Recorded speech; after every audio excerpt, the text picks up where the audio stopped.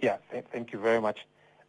Maybe just to start with, I'd like to thank co-host of this conference, Southern Africa Regional Science Association, the Namibian University of Science and Technology, the Regional Science Association International, and the City of Windhoek.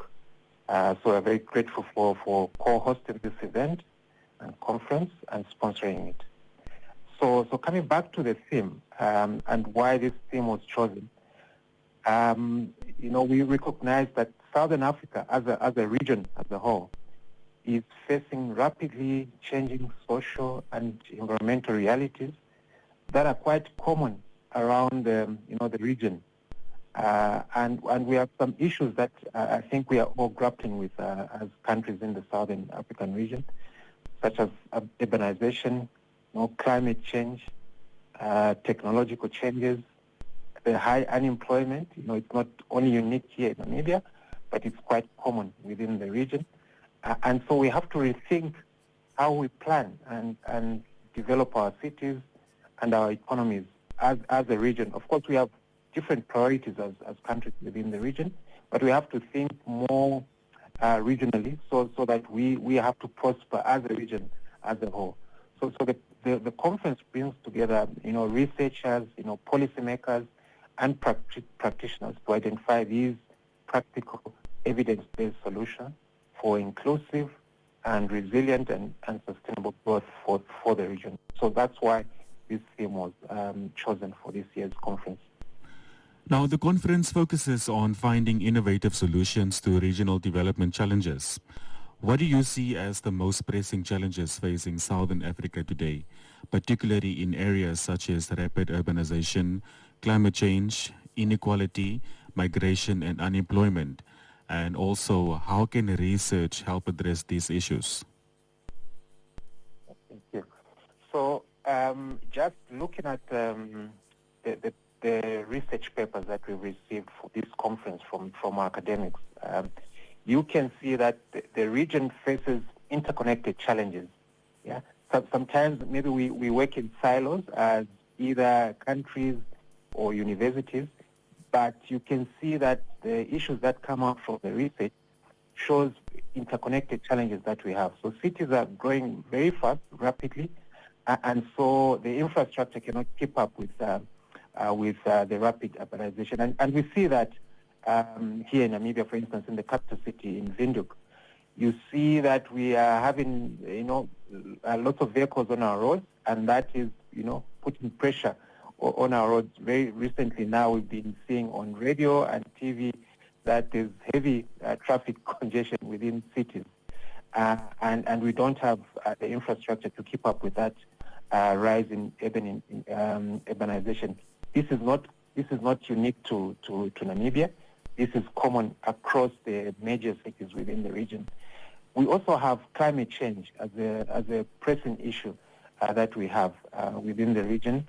We have agricultural and energy systems that are under pressure. A lot of countries within the region are experiencing, lack of electricity or power, both for households and industries as well.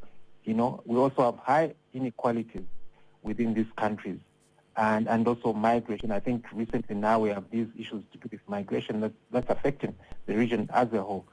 So these issues we see are interconnected, and research we think is important to point out how we can solve some of these problems. I can also cite examples of floods that we had even this year in Angola. We had floods in South Africa, Mozambique, as well as Namibia and parts of Namibia and Zambezi region and in the northern regions.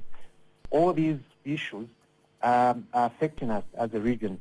And when we have those issues, then we have to channel a lot of resources to those challenges. But if we approach them in a manner that we gather evidence and facts on how to solve them and address them, we think that can help policymakers, this can help governments within the Southern African region to tackle some of these challenges, such as, for instance, strengthening climate adaptation and disaster preparedness, because it doesn't only affect one country, but it affects countries within the region, So those are some of the challenges that I think we're facing within the region.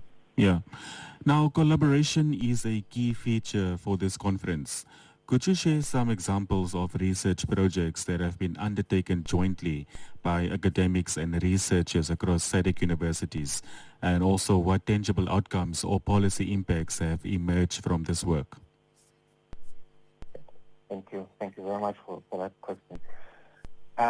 So I'll speak from where I'm sitting, so from the Namibia University of Science and Technology. I think there are a number of initiatives and projects that our university is engaged in, and I can point out to two of them. The first one is the SASCAO project that funds research for both master's and doctoral studies. And these studies are being done across the region, in Namibia, Zambia, Botswana, as well as South Africa, in the host universities there. And one of these projects have to do with water management. Water is a very critical resource. And I believe actually Namibia has a lot to share within the region in terms of how it manages its water resources. So through these initiatives or projects, academics come together and do research collaboratively so that they can find solutions in managing water resources, for instance. We are having these swings in terms of climate, and sometimes we have too much water and we have flooding. Other times we have drought and we have no water. And yet the region itself actually has a lot of water, we have a lot of fresh water within certain countries within the region, and we have to manage it better so that it benefits all of us within the region. And the university, I think, through its research and innovation, can help us to harness these resources that we have much more optimally, so that when we have droughts, we do not have completely no resilient system that can support us. And I think through this conference, Namibia can show other countries how it manages its water, even though it's in this semi-arid region, but it's able to provide water for its population as well as its livestock and cattle and things like that. So those are some of the projects that universities are engaged in to champion research and innovation. Thank you. Now, technology, digital transformation, and artificial intelligence are among the topics on the agenda. How are universities and research institutions across the SADC region leveraging these technologies to drive innovation and support sustainable development? Thank you very much. Yeah, so I think, technology and artificial intelligence is in the minds of all the sectors, including higher education. And we are also not left behind, because as we are trying to apply artificial intelligence, we are also having to learn how to use it more ethically, not just for research and teaching, but also for our students. As we impart knowledge in them, we have to show them how to use it better. But in terms of how we are deploying, for instance, artificial intelligence in addressing some of these challenges that I mentioned, I'll talk about Namibia itself here. We have a lot of projects, especially in conservation, wildlife conservation, that is using technology in terms of tracking of animals or even protecting wildlife, like endangered species in terms of rhinos or lions, for instance, in the world. So Namibia is doing quite a lot, and the universities as well are doing a lot in this area, in the use of technologies, deploying very low-cost or even cost-effective technologies in managing the wildlife that we have. And we believe through these initiatives, we can share them through this conference to our colleagues within the region. And we can also learn actually from others, from South Africa, from Zimbabwe and Botswana itself, in how they're using these technologies. And we've seen in the in the papers that have been submitted for this conference that there are authors that have done work on artificial intelligence and how we can deploy it. And I think it's helping us as well to gather a lot of data within the region that before maybe we couldn't get because it's scattered in all different places. But we can use digital technologies to gather data and help us make more informed decisions and see the trends and patterns that we're dealing with, in all these areas. And it's not just wildlife conservation, but also urbanization, about flooding or climate change. Technology can help us understand the trends.